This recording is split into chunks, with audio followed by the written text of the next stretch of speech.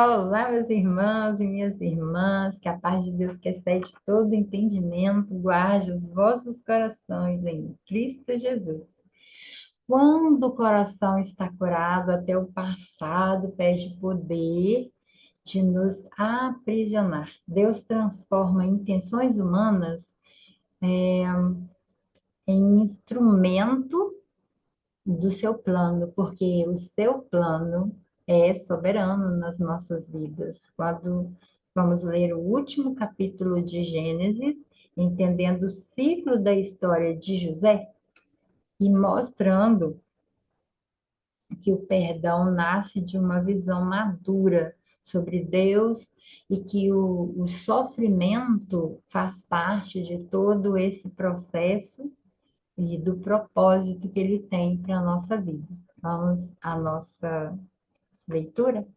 José atirou-se sobre seu pai, chorou sobre ele e o beijou. Em seguida, deu ordens aos médicos que estavam ao seu serviço que embalsamasse seu pai Israel, e eles o embalsamaram. Levaram 40 dias completos, pois esse era o tempo para o embalsamamento. E os egípcios choraram sua morte 70 dias. Passados os dias de luto, José disse à corte de Faraó: Só posso contar com a bondade de vocês. Falem com Faraó em meu favor. Digam-lhe que meu pai fez-me prestar-lhe o seguinte juramento: Estou à beira da morte. Sepulte-me no túmulo que preparei para mim na terra de Canaã. Agora, pois, peço-lhes que me permita partir e sepultar meu pai. Logo depois voltarei. Respondeu o faraó: Vai e faça o sepultamento de seu pai, como este o fez jurar. Então José partiu para sepultar seu pai. Com ele foram todos os conselheiros do faraó, as autoridades da sua corte, todas as autoridades do Egito. E além deles, todos os da família de José, os seus irmãos e todos os da casa de seu pai. Somente as crianças, ovelhas e os bois foram deixados em Goza. Carruagem e cavaleiros também o acompanharam. A comitiva era imensa. Chegando à eira de Atade, perto do Jordão, lamentaram-se em alta voz, com grande amargura.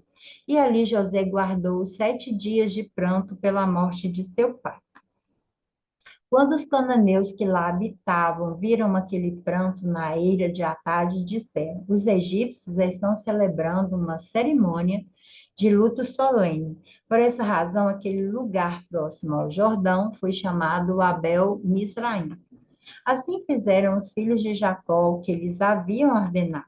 Levaram-no à terra de Canaã e o sepultaram na caverna do campo de Macpela, perto de Manre, que, com o campo Levaram-no à terra de Canaã e o sepultaram na caverna do campo de Macpela, perto de Manre, que com o campo Abraão tinha comprado de Efron, o Hitita, para que lhe servisse de propriedade para a sepultura.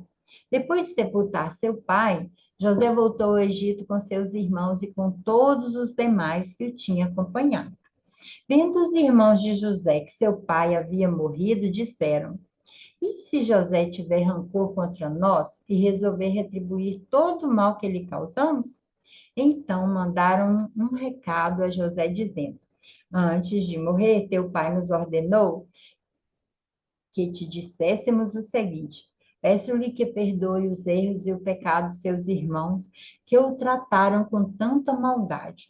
Agora, pois, perdoa os pecados dos servos do Deus do teu pai. Quando recebeu o recado, José chorou. Depois vieram seus irmãos, prostraram-se diante dele e disseram: Aqui estamos, somos teus escravos. José, porém, lhes disse: Não tenha medo, estaria eu no lugar de Deus? Vocês planejaram mal contra mim, mas Deus o tornou em bem, para que hoje fosse preservada a vida de muitos. Por isso, não tenham medo, eu sustentarei vocês e seus filhos. E assim os tranquilizou e lhes falou amavelmente. José permaneceu no Egito com toda a família do seu pai. Viveu 110 anos. e viu a terceira geração dos filhos de Efraim. Além disso, recebeu como seus filhos de Maqui, filhos de Manassés.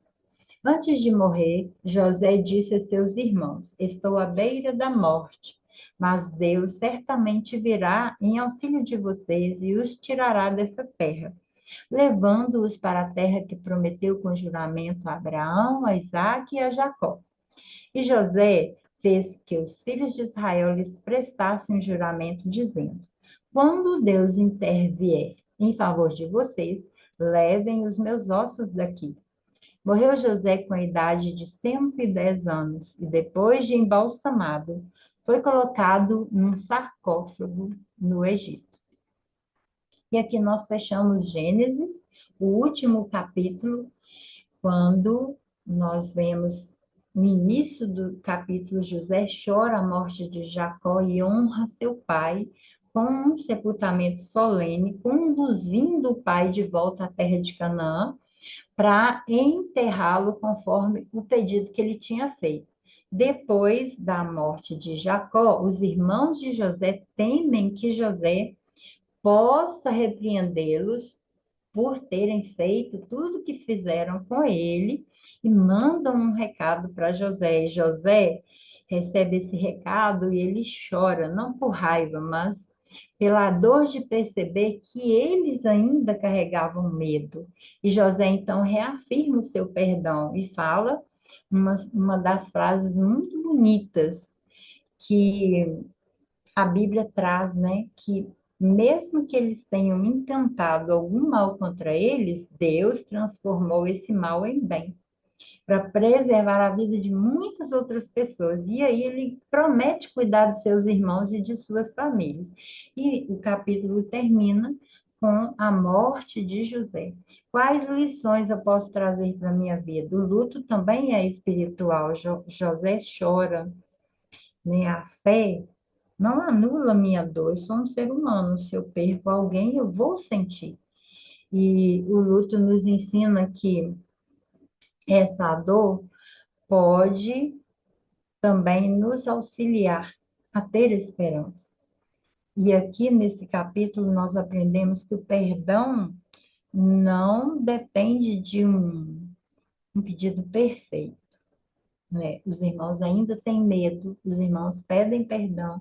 José perdoa porque ele já está curado, porque ele já tem maturidade espiritual para isso, para entender que todo aquele processo foi um caminho que Deus usou para ele chegar onde ele está. O passado não define quem eu sou. Podem me maltratar, me rejeitar, me trazer lugares doídos e sofridos, mas eu posso continuar sendo quem sou. Posso continuar firme no caráter, no meu pensar, no meu viver. Como foi para José não vê mais a sua vida como uma vítima, não, mas como parte de um plano maior, plano de Deus. Quem confia em Deus não vive na vingança. José entrega o juízo a Deus e escolhe cuidar, não punir. E a fé nos leva além da nossa própria geração, né? E José morre crendo nessa libertação. Ele entende que um dia eles vão sair do Egito, ele confia na promessa.